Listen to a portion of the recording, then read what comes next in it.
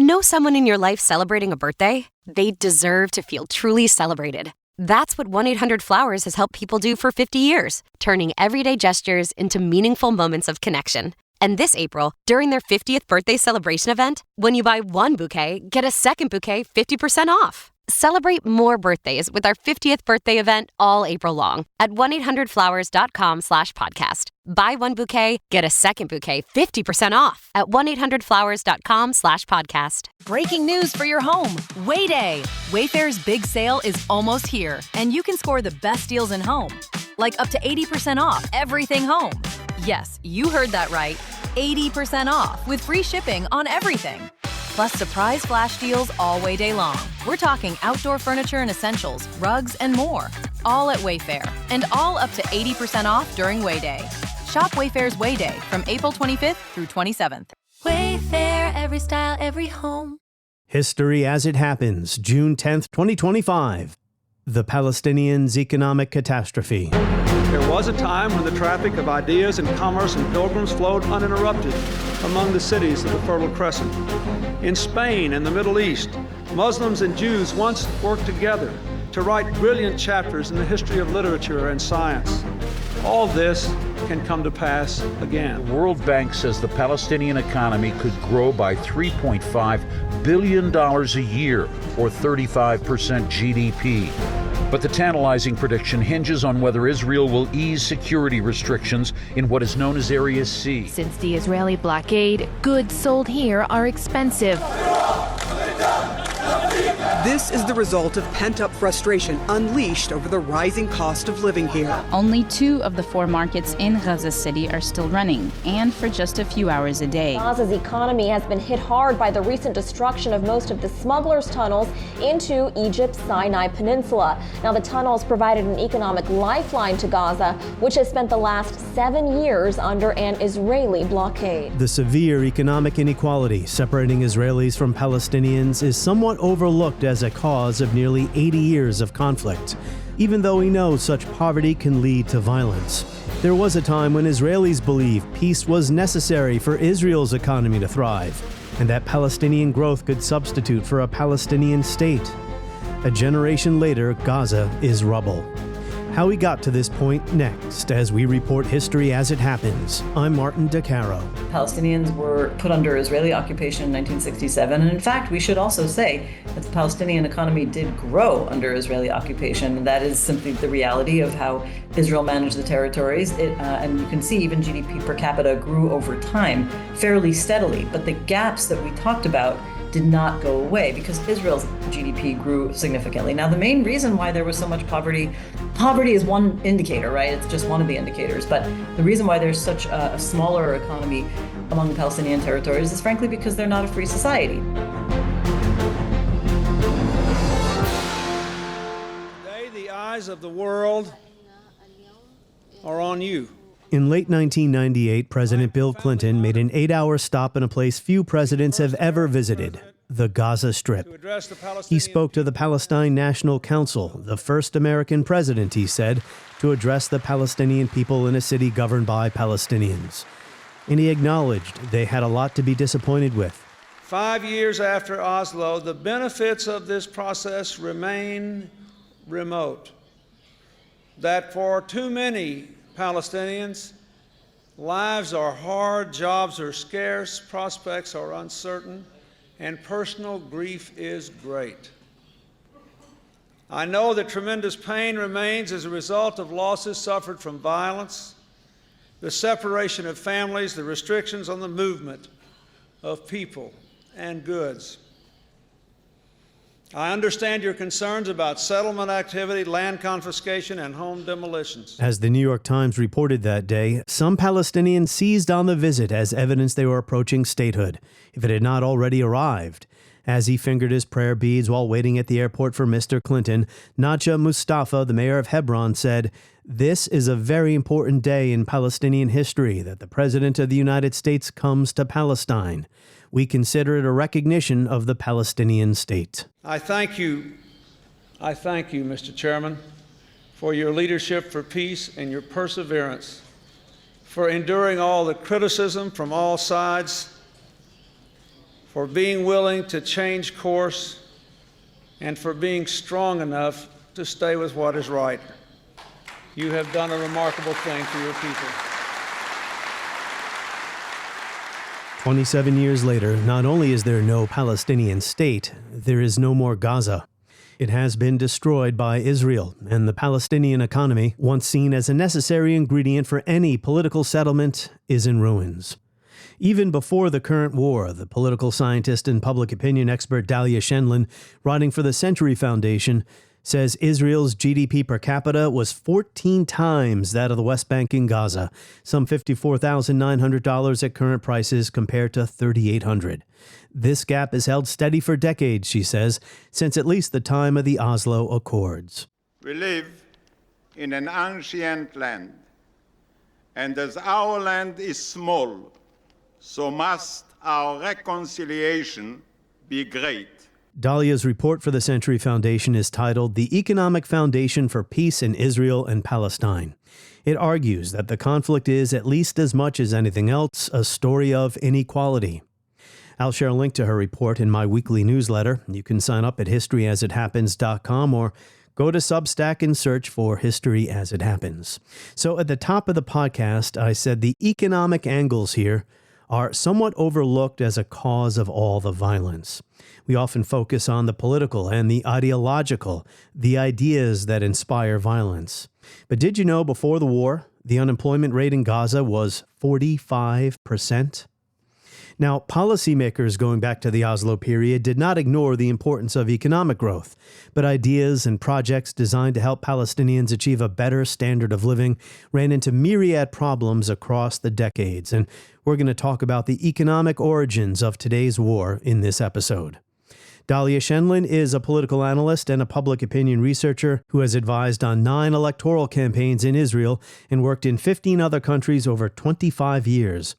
She is a columnist at Haaretz English and a policy fellow at Century International. Her writings appeared in the New York Times, The Guardian, Foreign Affairs, Foreign Policy, and the New York Review of Books, among other major publications. And she is the author of The Crooked Timber of Democracy in Israel, Promise Unfulfilled, which was listed on Foreign Affairs Best Books of 2024. Dahlia Scheindlin, welcome back to the show. Thank you for having me on again, Martin. So we're going to talk about your excellent report that you wrote for the Century Foundation, where you are a fellow, about the economics of the Israeli-Palestinian conflict. But I do want to ask you about a couple of matters that caught my eye in the news, reading the newspaper where you write columns, Haaretz. There was an op-ed written by Anat Saragusti, and I've seen pieces similar to hers, attitudes toward what is going on in Gaza. She wrote that the Israeli media isn't really covering the suffering of the Palestinians there. So therefore, most Israelis are either ignorant or uninterested. There are so many different ways to parse this, and I think it's something we've noticed throughout from the very beginning of this war, that the Israeli media, particularly television media, but in general, is not covering the visuals of human suffering in Gaza. I think that's the best way to characterize it. It's not that Israelis are unable to see this kind of material, because every Israeli has a cable package or a satellite package with access to all of the international news media. Every Israeli has a cell phone, and the vast majority of them have smartphones. Everybody has social media if they want it, and all of that material is available. And so this creates a dilemma for analysts trying to figure out if Israelis are simply being kept in the dark and cannot know what's going on, which I just can't believe that, because I have access to everything. I'm Israeli, and I can see it if I want to.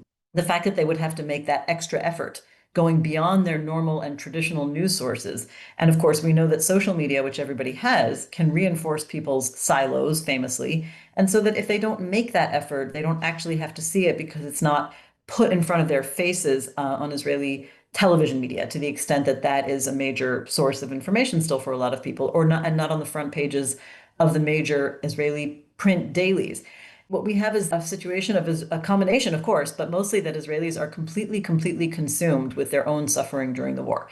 To whatever extent the international audience likes or even understands it, Israelis are still living October 7th largely reinforced by the fact that the hostages are not all back. There are still 58 people who are being held hostage, some of them living, some of them dead. We estimate between 20 and 25 still alive. And it's impossible to overstate the importance of this for Israelis, which keeps them in the mindset of continuing to be the suffering victims of October 7th. And that is the reality. That's what consumes people. That's what people are obsessed about. The course of the war is, of course, important. We know that surveys show us that a majority of Israelis, a strong majority, would prefer to end the war at this point for the sake of getting the hostages back. But that doesn't mean it's because they're focusing on the humanitarian situation in Gaza. Basically removes any motivation they would have to seek out the information that isn't actually placed in front of them.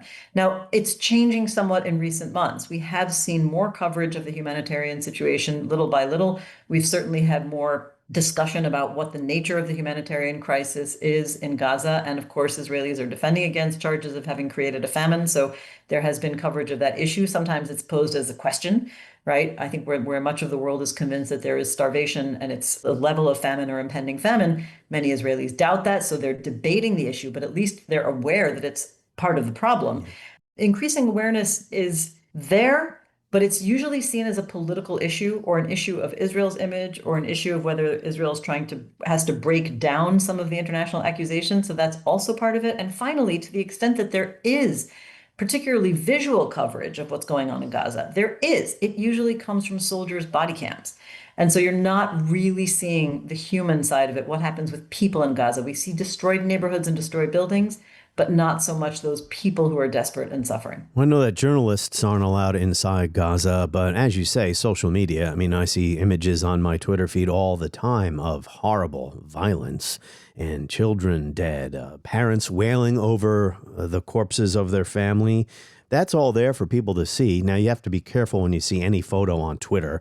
Who knows where it's from or if it's an old one or a new one, right? There's a lot of manipulation, but still, I mean, I just can't see how anyone could not know what's going on there if they're interested in finding out. That's the key. I agree with you. And I think the point I want to get across is that on the one hand, I try to understand what it is that makes Israelis consume news or not consume the reality of what's going on there. I don't like to portray it as just a matter of images, right? Israelis will often talk about the images the world is seeing, the pictures the world is seeing, as opposed to what we see. But it's not a matter of pictures and images. It's a matter of the reality that's going on in Gaza. So on the one hand, I try to understand what it is that drives Israeli behavior on this. But I also think that it is, frankly, at this point, inexcusable because all the information is there and accessible. And no matter how much Israelis have suffered, it is at least their responsibility to know what is being done in this war. Yeah, it's not just what Hamas says or what the Hamas-run public health ministry says. That's how it's often phrased in newspapers. There are international observers, aid groups, NGOs, people who are witnessing this. One last item about public attitudes, and then we'll move on to your report about economics. Another report in Haaretz. A recent survey of Israeli Jews reveals a growing comfort with the idea of forcibly expelling Palestinians, both from Gaza and from within Israel's borders.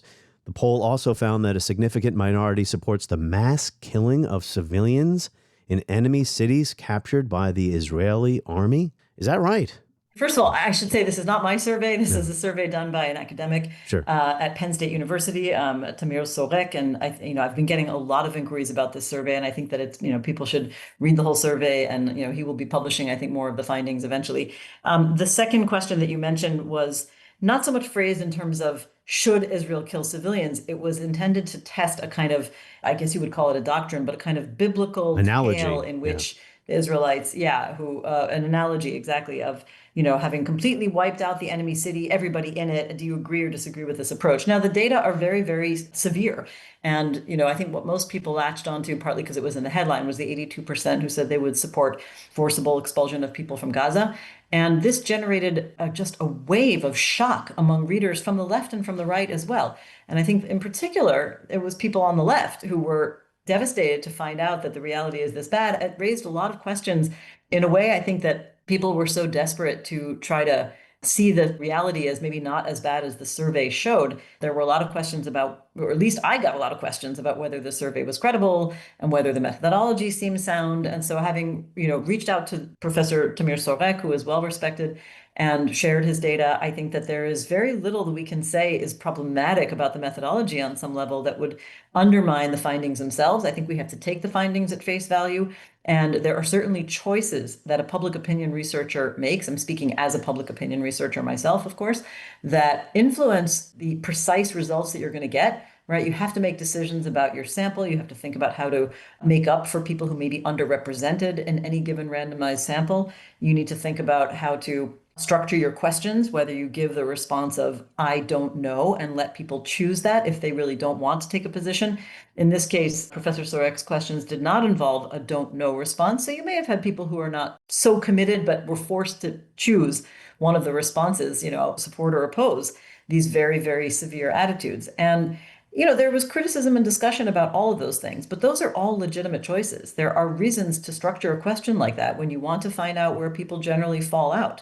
And even if you were to say, well, any of these choices can result in a bias one way or the other of a few points, right? 5 points, even 10 points. When you have 82%, who supported the expulsion of Palestinians from Gaza and some of the other very severe responses we saw in that survey, you can't write it off as a matter of, a slight bias, which could change things by 5 or even 10 points, which is, of course, a guess.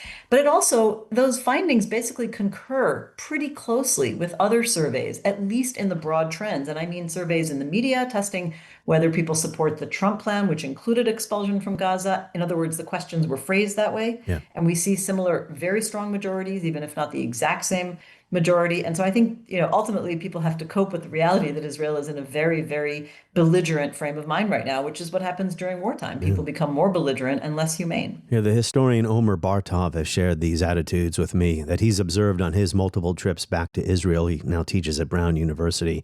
Yeah, 82% was the headline number. I neglected to mention that. 82% of Israeli Jews are okay with the idea of forcibly expelling Palestinians. One last remark here. It's often pointed out accurately that the hardliners in Hamas, who refuse to recognize Israel and advocate for its physical destruction, not just the end of a Jewish state where you'd now have a binational state with Israelis and Palestinians sharing equal rights, talking about people who advocate for the physical destruction of Israel. That's often said, that's Hamas's position. How can you negotiate with them?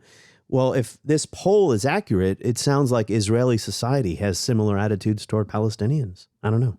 I think it's even, I think I wouldn't even limit it to Hamas. I think we have to recognize, for example, what Israelis see in Palestinian public opinion, which is that the first survey conducted by Palestinian Center for Policy and Survey Research after October 7th, which was conducted, I believe, in November 2023 and maybe it was published in December, found that 72% of Palestinians in general thought that Hamas was correct to carry out what the survey called its offensive on October 7th. That number went all around the country and was repeatedly cited in Israel as evidence that the vast majority, 72% of Palestinians, supported this attack that was basically a matter of atrocities targeting civilians. So they see that as proof that Palestinians have an eliminationist approach. And I can cite another poll, which is the joint survey that I work on for the Israeli side of the research, together with Dr. Hillel Shikaki, who is the head of the Palestinian Center for Policy and Survey Research. And we've conducted joint surveys for years.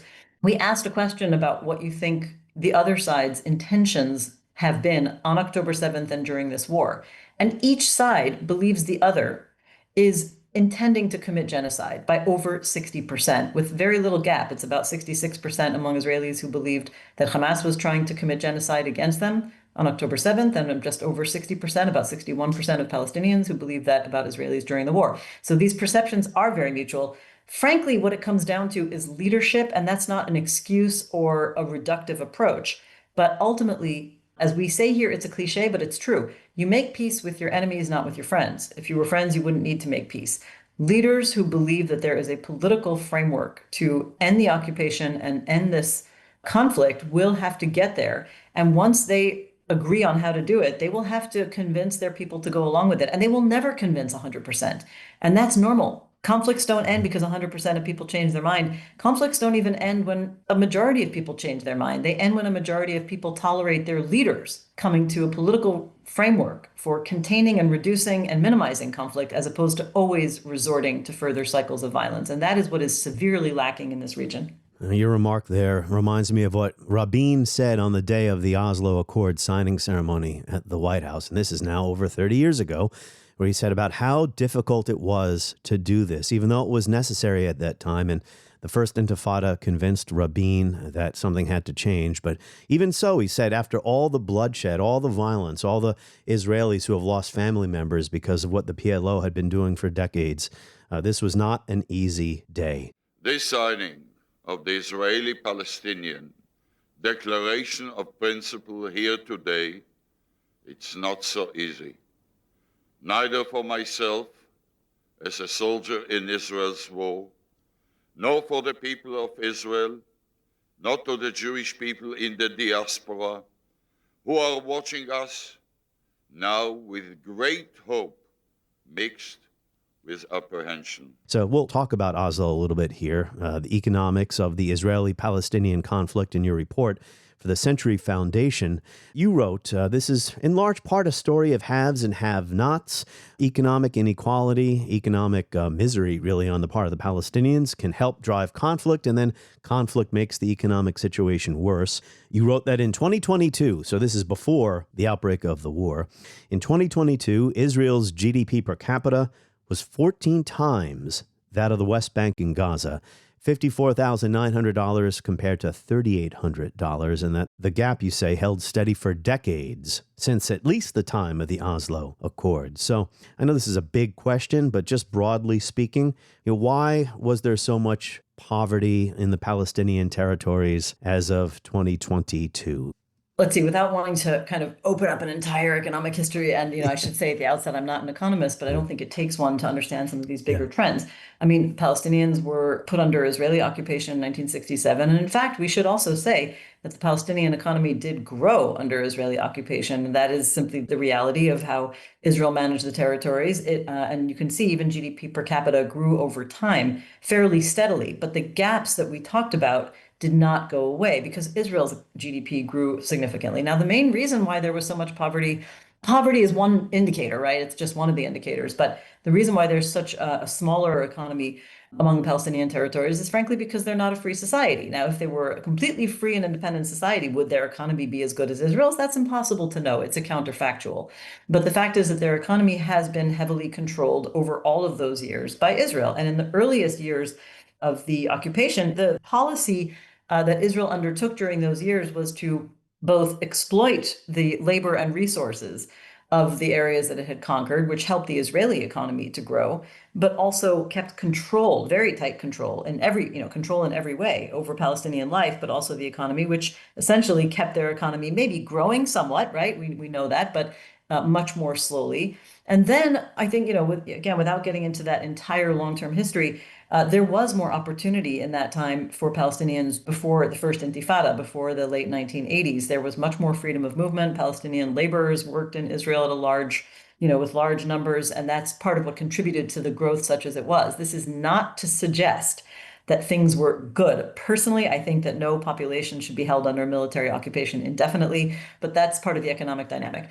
After Israel and the Palestinians signed the Oslo agreements, right, the Declaration of Principles that was intended to open up negotiations to reach a final status solution. It's important to say that because the Oslo agreements are often remembered as a peace agreement.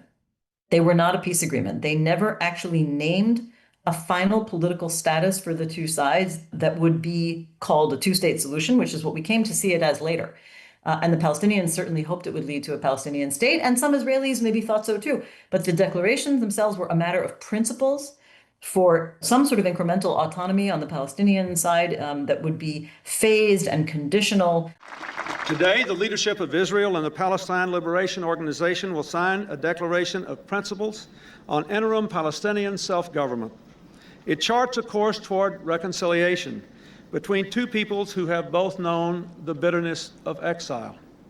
Now both pledge to put old sorrows and antagonisms behind them and to work for a shared future shaped by the values of the Torah, the Quran, and the Bible. So Palestinians would start out having a little more control over their civilian and security affairs in a sliver or portions. I shouldn't call it a sliver because it's not a contiguous area, but in certain heavily populated cities of the West Bank, which were known as Area A, and they make about 18% of the West Bank. At that time, really, it began with Gaza and Jericho, but let's say 18% of the West Bank was what we came to think about it after Israel withdrew from Gaza. So that was only a small portion. If things had gone well, there were supposed to be further Israeli redeployments from Area B, which is, another roughly 20% of the West Bank, and in Area C, which is about 60% of the West Bank, Israel maintained full military occupation, control over military and civilian affairs. And that is a complicated explanation to try to convey how the Palestinian economic situation changed, because between areas A, B, and C,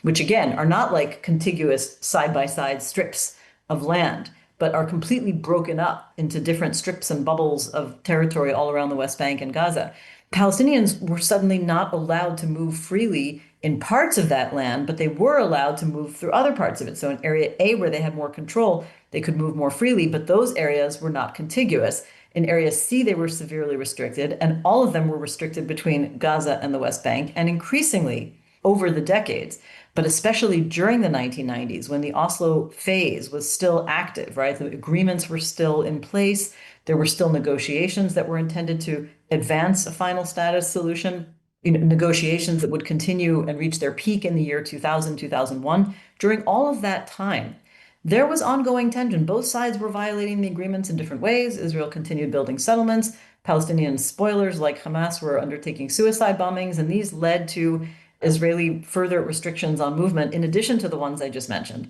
And so every time there's a closure, you have essentially the suffocation of Palestinian labor flow, industry, and what we saw was a decline in the standard of living and a rise in unemployment. I want the people of Israel to know that for many Palestinians, 5 years after Oslo, the benefits of this process remain remote. That for too many Palestinians, lives are hard, jobs are scarce, prospects are uncertain, and personal grief is great. Because you asked about the long-term sources of poverty, I think we have to mention that there was a much more significant change also after 2005 and 2007. In 2005, Israel withdrew its forces and its settlements from inside Gaza, but maintained very significant control. And then when Hamas took over in 2007, Israel's policy was to establish a kind of closure or siege or whatever you want to call it, whereby Israel retained very strict control over everything that went in and out of Gaza, all import, export, with very severe restrictions, particularly on imports, but also on exports.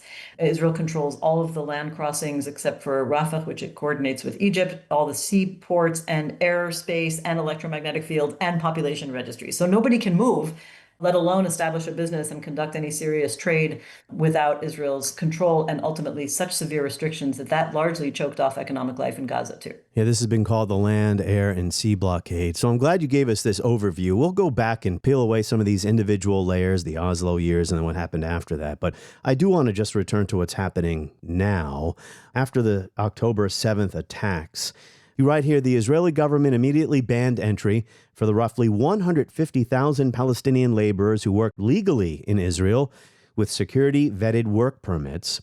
And then you said another thing that happened after October 7. The Israeli government stopped transferring the clearance taxes designated for administration for Gaza, which it has collected for the Palestinian Authority since the Oslo years. You call this a 1-2 punch that canceled the income of the families who depend on these laborers, and also slash tax revenue to the PA. What are clearance taxes? Yeah, well, this goes back to the Oslo Accords. I mean, one of the many agreements that were established during that period was called the Paris Protocol, and that essentially was trying to establish the economic relations between Israel and this new Palestinian Authority, which before that, Israel simply controlled the Palestinian economy. Actually, the Paris Protocol are essentially another form of Israeli control, even if they were nominally intended to begin a process of some more autonomy and some more control of the Palestinian institutions over economic life. But effectively, they retained Israel's kind of veto power over all ports of entry and one of the things that was agreed was that Israel would be collecting taxes on imports and exports from everything to do with the Palestinian Authority. And so Israel collects those taxes and is supposed to transfer them to the Palestinian Authority, which is a major source of revenue for the authority. But what happens is that allows Israel to use them as political leverage, so that if Israel decides to punish the PA for any reason, it can say, well, we're going to withhold basically your own money. And in this case, Israel said, we're going to withhold them, everything that was designated to PA activity in Gaza. We're going to just withhold all of this. And that was a serious, undermining of the source of revenue for the PA, which, given what you also mentioned, the sudden and severe loss of jobs, although some of them have been allowed back since October 7th, but very small numbers, that also meant a loss of revenue for the PA in terms of taxes, as well as direct income loss. And in addition, everything to do with the war damaged Palestinian industries, including in the West Bank, which means that you have up to another 40,000 people by economic analyses that have lost jobs in the West Bank unrelated to those who worked in Israel. And when I say worked in Israel, I should clarify, I also mean people who worked in Israeli settlements, because Palestinian laborers work in the settlements as well. So all of these caused such a financial crisis among the Palestinian Authority that it was then forced to slash the salaries of all civil servants, first by about 30% and then up to half in some cases. And that lasted for a long time. It's hard to know exactly which, at what point some of those salaries have crept back. But all of this has created enormous damage within West Bank society as well, let alone the Gazan economy has been, I think it's fair to say, essentially wiped out. As far as we know, it has contracted by about 85% during the war. Unemployment is up to about 80%. It was 45% in Gaza before the war. So we have to realize, when we talk about how bad things are now in Gaza, I mean, it was starting from, can you imagine 45% unemployment? We don't even know about numbers like that in most Western countries. So, this was a very weak economy to begin with, but the damage of the war, I mean, everybody knows that major cities in Gaza have been practically razed and almost 100% of the population is dislocated. So it's not a surprise. When you see the numbers, you realize just how vast the task is ahead. And it does contribute to what again forms the kind of backbone of my report, which is that it simply makes already enormous economic disparities between the two sides vastly bigger, even if we don't have final data on exactly how, the GDP per capita of each side. But it was, as you point out, 14 times higher among Palestinians before the war. So, the gaps are huge. And I think that has been underappreciated as one of the dynamics that exacerbate conflict. To that point, the origins of Palestinian inequality, poverty, and what that does to a society, whether that drives violent conflict. We'll return just briefly to the 1980s, and I'll set up a question about the paradigms that you identify, the shifting paradigms starting with the Oslo years. But I have William Cleveland's terrific book here in my hands, A History of the Modern Middle East. He says, in addition to constructing new settlements, the Likud-dominated governments of the 1980s sought to prepare the way for the annexation of the territories by adopting measures designed to isolate and subjugate the Palestinian inhabitants. The Israeli state stepped up its practice of confiscating plots of Arab land, and the Israeli security services deported an increasing number of suspected political activists. Administrative detention, a practice that permitted Palestinians to be arrested without a warrant and held for up to 6 months without being charged, was employed with greater frequency. The occupation intruded on the daily lives of Palestinians in countless ways. They had to carry identity cards and pay special taxes, had to overcome a maze of bureaucratic obstacles and security checks to obtain the most basic licenses and business permits. That's enough. I won't read the entire book here, but you get the picture. I do think it's just important to say that most of those practices were put into place from the beginning. The Labor government was still in power for the first 10 years after the occupation. And I think we should not, dismiss the fact that this is essentially what counts for a bipartisan policy, at least the occupation itself. Whether parties tried to end it is a different story. The Oslo Accords come about, and as you say in your report, there was an acknowledgement that economics had to be part of this. It couldn't just be a political agreement or a political basis. There had to be some economic basis to this as well. But to act as a complement, it was not the main focus. It was to complement or supplement or buttress a political settlement. And as you say here, the process was built in part on a belief in Israeli business and economic circles that prosperity could never truly flourish without Israel's full global and regional economic integration, and that peace would be necessary to achieve both. So while there was a lot of focus on improving Israel's economy, it didn't really go over to the Palestinian side, right? Well, I mean, I'm not sure if it's entirely fair to say that it didn't go over at all into the Palestinian side, because there was, again, a beginning of constructing institutions and the beginning of, developing a somewhat more autonomous economic life, which was simply severely constrained over time, partly by the policies and partly by what should have been seen as a breach of policies or an anomaly, right? If there were special closures, et cetera. But the fact is that it vastly, there was vastly more investment in the Israeli economy at that time. And just the fact that there was a breakthrough for peace in the direction of peace, even if it didn't actually reach peace, created this paradoxical situation where Israel was able to enjoy the fruits of that breakthrough by being increasingly kind of embraced in global circles. And Israel was also going through a liberalization process that began in the mid to late 1980s that really advanced its own global integration, its own global outlook, and its global trade, relaxing constraints on foreign currency, and particularly developing a high-tech industry. And so all of that is burgeoning through the 1990s. Foreign direct investment went way up during that time, partly as a result of this process. And yet, as I mentioned in the beginning, I think that there was a misunderstanding that the process itself had not ever reached a final status agreement and never would. And so ultimately, you had asked me before this interview, were they wrong? Were Israeli business people wrong to think that Israel needed to reach peace in order to fulfill its global potential? Yes, they were wrong, but they couldn't have known it. Yes. In other words, Israel was able to reap the benefits of global integration without reaching peace because that's how the process turned out. And then Israel was flourishing without peace advancing, in fact, severe deterioration on the Israeli-Palestinian front in the 2000s. You wrote here in 1995, September of that year, the UN Committee on Trade and Development found that economic benefits to Palestinians had not materialized, standards of living had fallen sharply, and the number of Palestinian laborers working in Israel, a vital source of income that accounted for 25 to 30% of the Palestinian GDP, had fallen from 120,000 in 1988 to 30,000 in mid-1995. And then the paradigm begins to shift, to borrow the term you use in your report here, on the Israeli side, especially after Netanyahu returns to power in 2009. The idea that, yes, we need to have peace for our economy to thrive, and that there has to be some economic benefit for Palestinians in order for any type of political settlement, eventual political settlement, to hold. Netanyahu kind of flips this on its head, and you call this the economic peace fallacy. He says instead of a political settlement, let's just help the Palestinians economically and that'll be enough. I distinguish between two, related concepts in Netanyahu's thinking and policy making since he came back to power in 2009. At first, he talked about economic peace and seemed to portray it, even if it was a matter of lip service, as something that would help advance an eventual peace.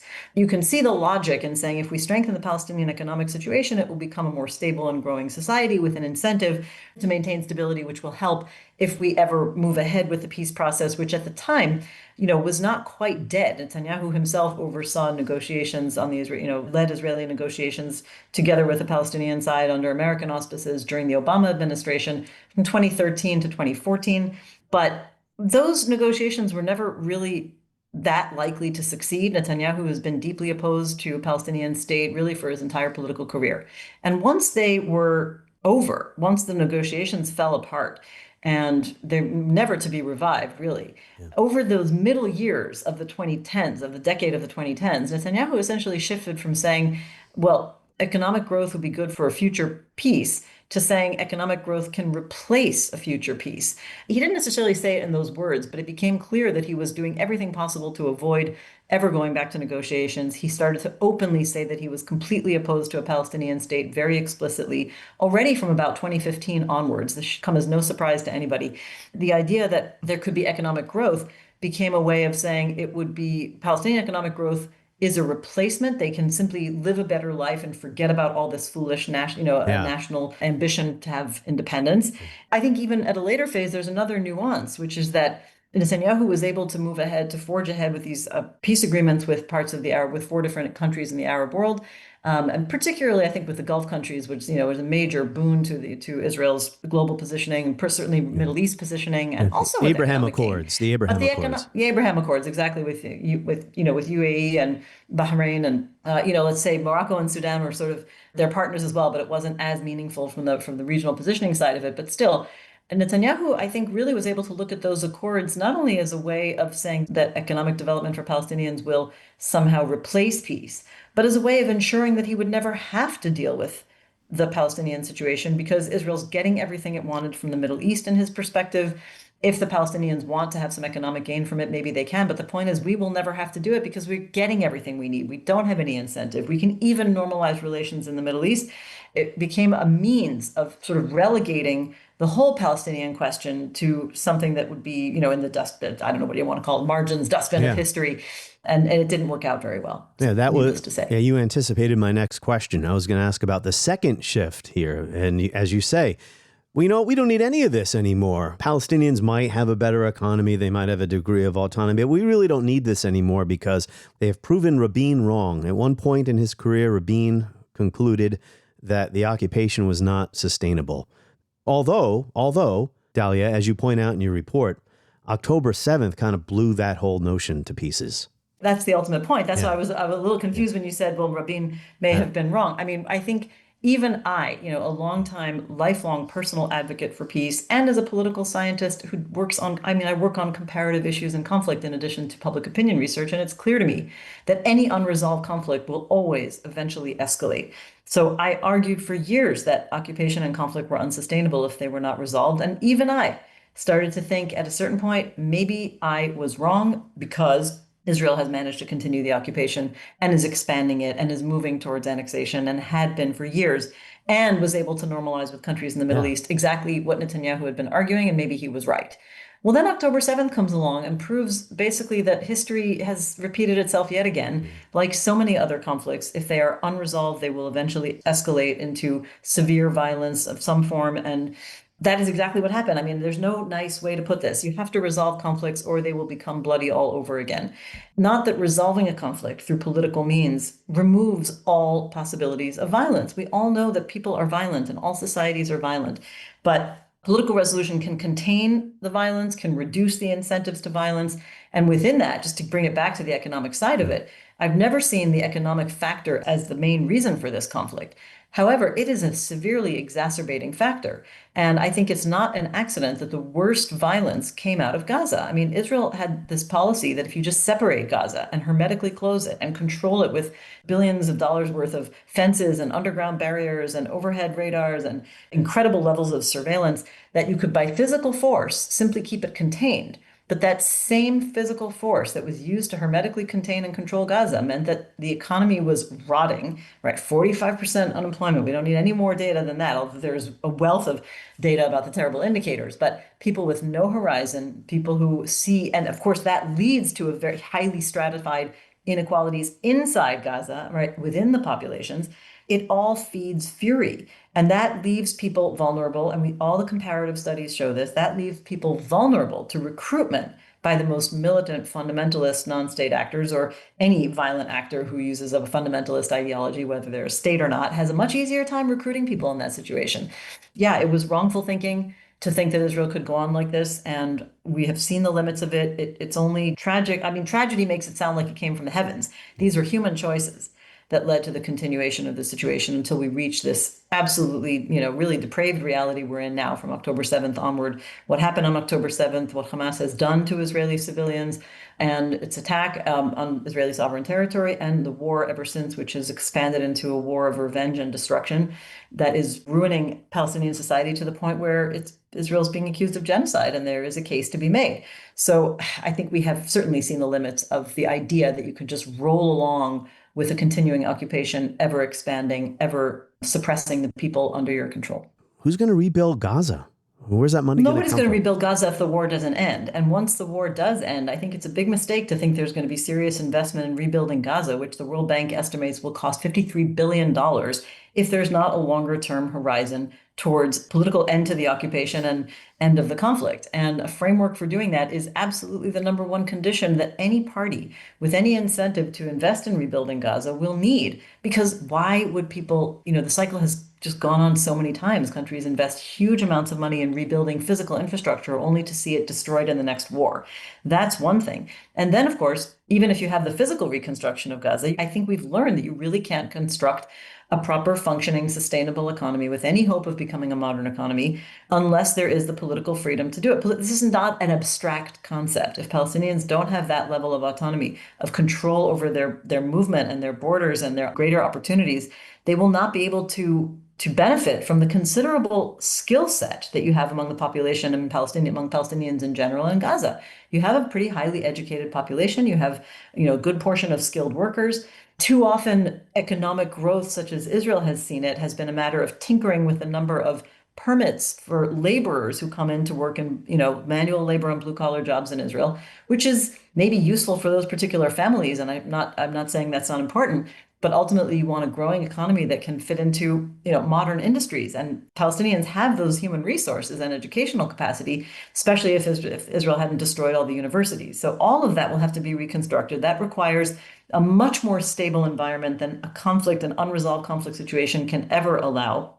I can't see any indication, I haven't seen any evidence that there are countries, Arab states, Gulf states, Egypt, Jordan, or any Western countries who are able or willing to think about putting that kind of money to reconstruct physically, but also to help rebuild all that infrastructure like universities that could really be the basis for a sound and growing economy, unless there is a horizon for political freedom, which involves greater Palestinian independence, but it will also mean building a framework that reflects the real interdependence of these two economies, right? Ultimately, what I'm arguing is that Israelis and Palestinians will never be completely separate.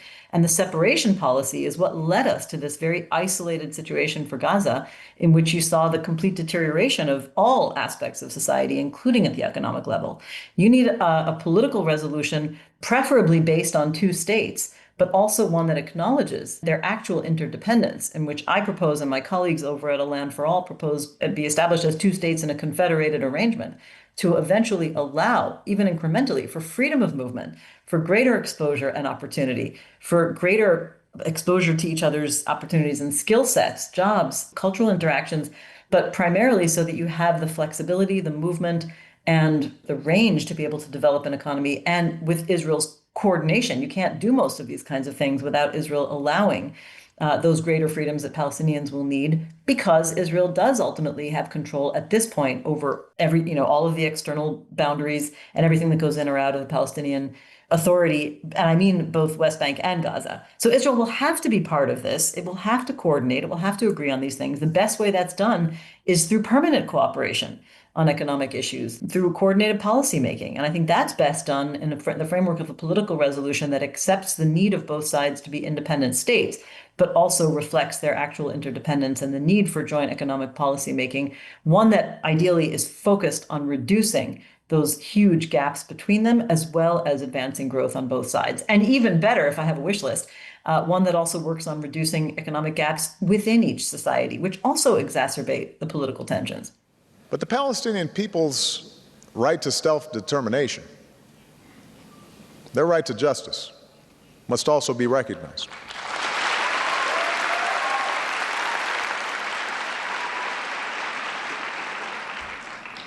And put yourself in their shoes. Look at the world through their eyes. It is not fair that a Palestinian child cannot grow up in a state of their own.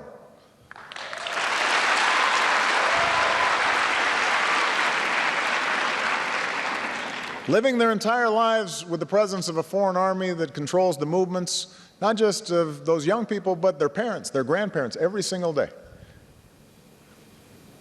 It's not just when settler violence against Palestinians goes unpunished.